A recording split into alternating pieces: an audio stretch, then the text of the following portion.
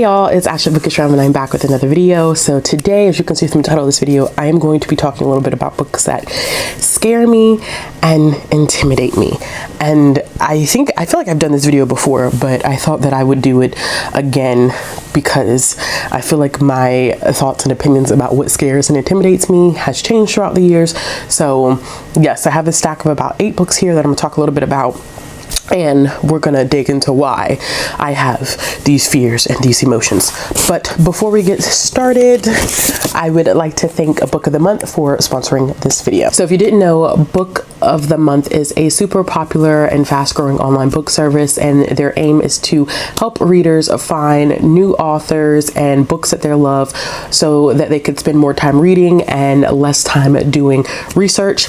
The way that they work is that every month, the Book of the Month team spends time searching through and vetting through hundreds of books to come up with a specially curated list of books to choose from. Now, Book of the Month offers in between 5 to 7 different selections every single month for you to choose from.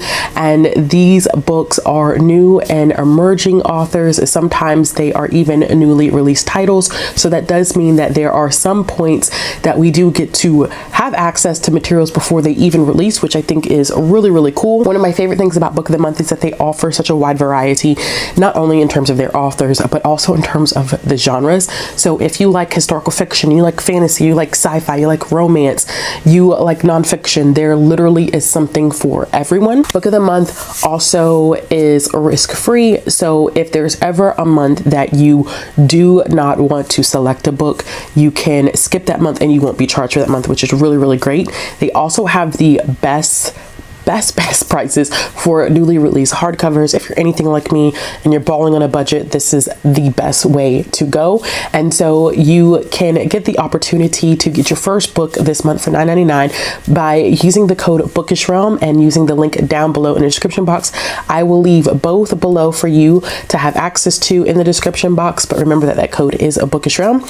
So what we're going to do now is we're going to go through and we're going to see the selections for the month of May. So every month your books will come in this lovely Book of the Month box. They also have these great bookmarks. I absolutely love these bookmarks. If you've been watching my channel for any period of time, then you know that I'm a huge fan of Book of the Month bookmarks. This one says please don't stop, which is typically me. Like if you're that person who's like, okay, only 10 more pages, only 10 more pages, only 10, and then you end up finishing the whole book in the night, this is a perfect bookmark that describes that behavior. So the first one that I see is a Hacienda, and it is described as Rebecca meets a Mexican Gothic, and it is a haunting suspense novel that takes place after Mexican War for independence. It is about a house, a sinister haunting, and a woman who gets pulled into the clutches of it all. The next one that I have here is Part of Your World, this is the same author of Life's Too Short. I know a lot of people have read that one and enjoyed that book. And this one is going to be about trading in the life that you have for the life that you want. And I think it's going to deal a little bit with familial expectations and what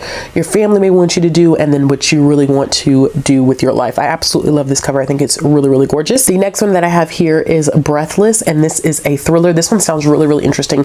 It is a journalist who ends up going on top of a mountain in order to conduct this interview with someone who does climbing, and she's pretty much given up everything in order to do this interview.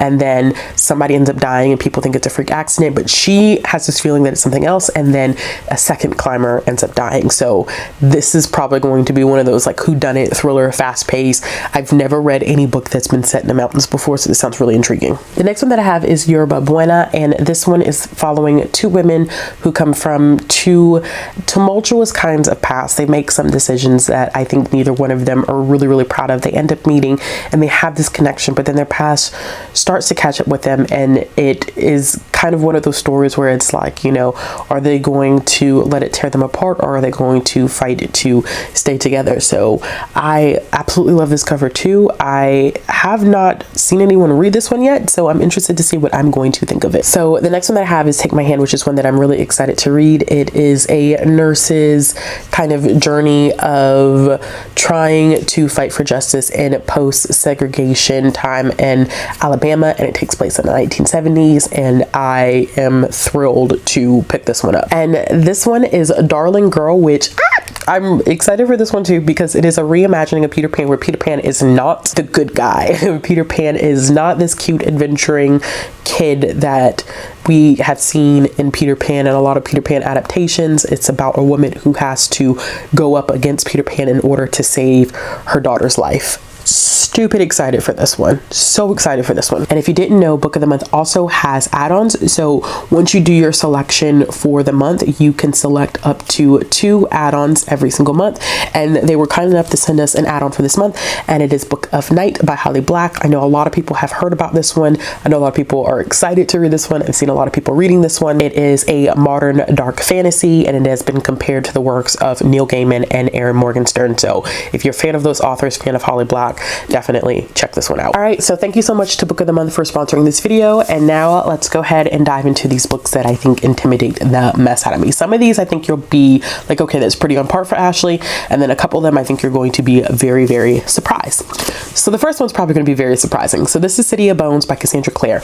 This is the first book in the Mortal Instrument series. And the reason why not this book, I can't say that this book, because clearly I have read this book. This book doesn't intimidate me. I have already read this book.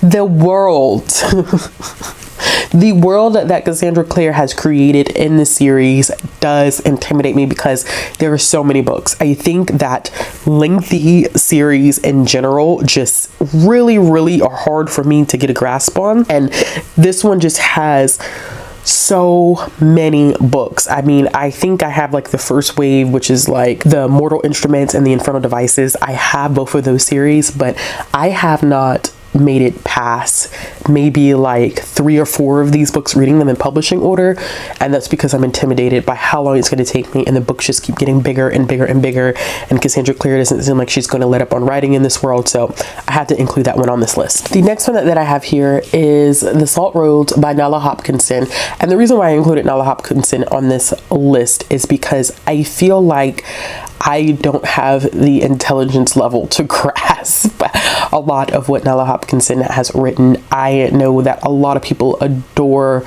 everything that Nella has written and really appreciate all of the effort that goes into the books that they've written. But for me, I think that because I'm not a big speculative like fiction person, I don't read a lot of science fiction, I don't read a lot of fantasy, especially like in the adult sense. I think middle grade and YA, I do read a lot of it, but I think that when it comes to adult, when it comes to hardcore science fiction fantasy, like that is not my strong area. And I have 2 books by Nella Hopkinson on my shelf, and I am trying to really push myself at some point to pick these up because I've got to do it, and I think I can do it. I started Midnight Robber. I have started that one, but I just was like, it's a very beautiful book. I think that it's going to challenge me. I'm not saying that middle grade fantasy or YA fantasy are fluff, but I think that these books are definitely written for more experienced fantasy and sci-fi readers than what I'm used to. So I really have to sit down and kind of push myself to read them. The same thing is for Black Leopard, Red Wolf by Marlon James. I do also own A Brief History of 7 Killings by Marlon James. I have been told that this is more like literary fantasy more than like hardcore fantasy, and that the writing style is definitely hard in this one to grasp, and that the best way to consume this one is to do a blended read of it. I do have the audio copy of this book, and I will be doing a read of it with the audiobook, but it makes me super nervous because I know that Marlon James has a very particular way of writing, because I have read about half of this A Brief History of 7 Killings. I know his writing style, but I think it's even more complex in this book, and that makes me relatively nervous and relatively scared to pick it up because I don't know how much I'm going to be able to grasp. I also know that this one is violent, and I'm not like turned off completely by books that have violence in them, but I know that it's gonna be a woozy kind of, a doozy, not a woozy, a doozy. That's what I was looking. It's gonna be doozy for me, but I think it's something that, you know, once I finish it, I'll feel like it's an accomplishment. Another one that I'm nervous about because of the writing style is going to be The Water Dancer by Ta-Nehisi Coates. I have read Ta-Nehisi Coates before, but I heard that this one is kind of like you either love it or hate it. I haven't seen too many people who have like been in between about this book. It's like people really enjoy it and they grasp it and they understand it, or other people are like, this just was not for me. The writing style is very intense. It's different than what I think people have seen him do in his nonfiction work.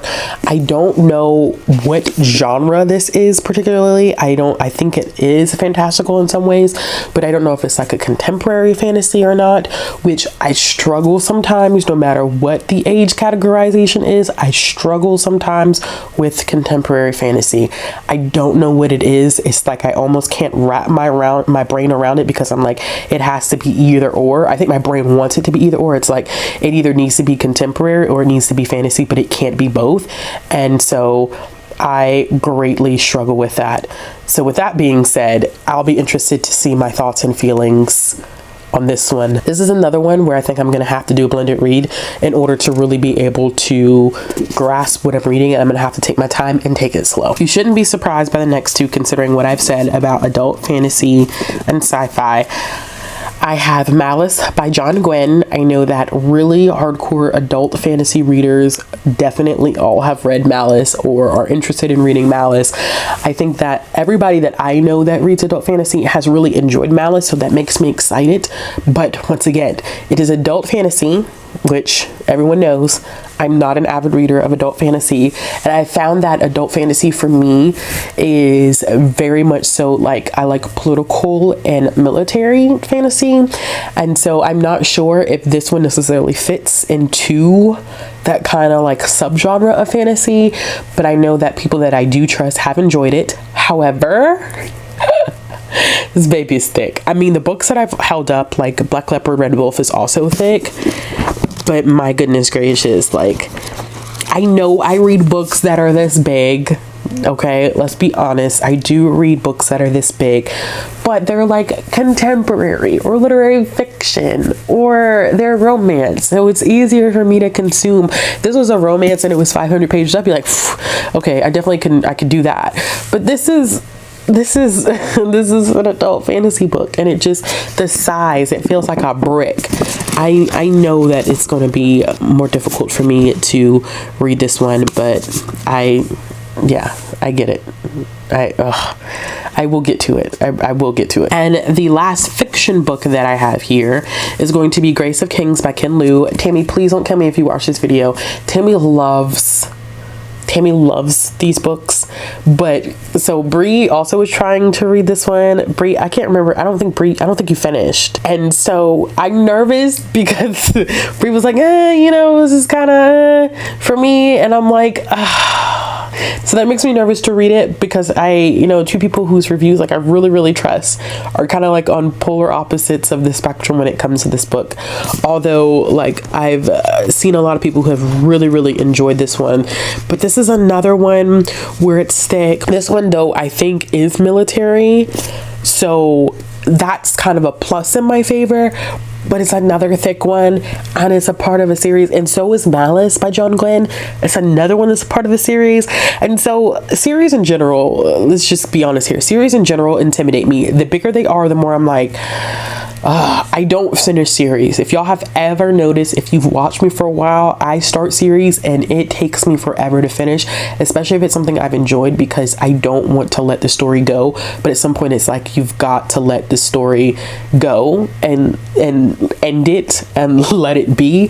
But when I start series and they get thick and they get thick and they get thicker and the series are long, I'm just like, ugh. I think right now there's only 3 books in this. It's a trilogy, but still makes me nervous and scared. And the last 2 that I have on my list are both nonfiction. The first being Believe It or Not, A Promised Land. This one intimidates me because this is not like, and people are probably like, well, Ashley, you read all those books about Trump, and it's like, not necessarily the same thing, because I think that the ones that I read for Trump are definitely less academic. I don't want to say that they're written for entertainment, but there was some entertainment value in them. I'm not gonna lie. Some of them more so than others. I think the closest that I have gotten to one that could possibly be used for a kind of like a poli-sci class or any type of like when you're thinking kind of like political science arena type courses in college, was probably Adam Schiff's books, Midnight in Washington. That's probably the closest I've gotten to one that's been like more textbook oriented. But Barack Obama has specifically stated that this one is not supposed to be like your typical presidential autobiography narrative. It is supposed to be a book that is written in a way that it could be used in a, you know, a classroom setting, a reference, a primary source. So with that, it makes me nervous to dive into it because it's going to be very heavy in the politics, and it's not so much a narrative about his experience, but like nitty-gritty government type of things. And this is part 1 of 2, and so it's going to be a lot of information to take in, and it is a tome of a book. This one, although it looks smaller than other books that I've held up, I believe that this one is over 700 pages, or at least it's over 700 pages, and then the appendix extends it out a little bit more, so it doesn't look as thick, but it is thick because the pages are thinner. And so because of the fact that I know that this is going to be heavy on the academic side, I am nervous about picking it up. And I have the audio, he reads the audio, but I'm going to be doing both at the same time. I'm going to have to do a blend, I think, for most of these that I'm looking at, except probably Cassandra Clare's stuff. But for most of these, I'm going to have to be doing a blended read in order to help me kind of navigate getting through the text. But yeah, A Promised Land is one that I'm really nervous about. And then the last one should be no surprise for anyone, although there are 2 people that I know that have read this, and it's Medical Apartheid by Harriet A. Washington. I have started this, and I have stopped, and I have started, and I have stopped, and let me explain to you why. This book is intense.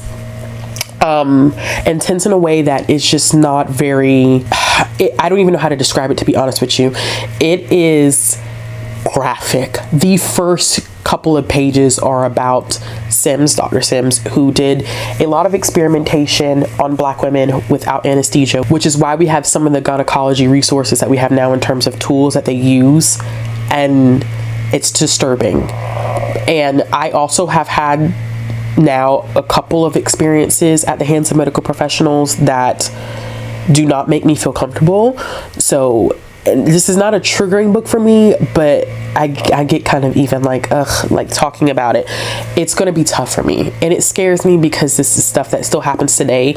I'm a prime example of this stuff still happening today, and so yeah, it just makes me just nervous all around. But I will get to this. It's been my goal since 2020 to read this. I know that Jess has read this, and Bree has also read this, Jess Owens, so I definitely will get to it. All right, y'all, so those, and I'm sorry somebody's cutting the grass outside, but if you hear that in the background, but if you have books that you're scared of or you're intimidated by, let me know in the comment box below. As always, if you like this video, give it a thumbs up. If you want to see more content from me, click the subscribe button, hit the bell for notifications, and I'll be back with another video soon.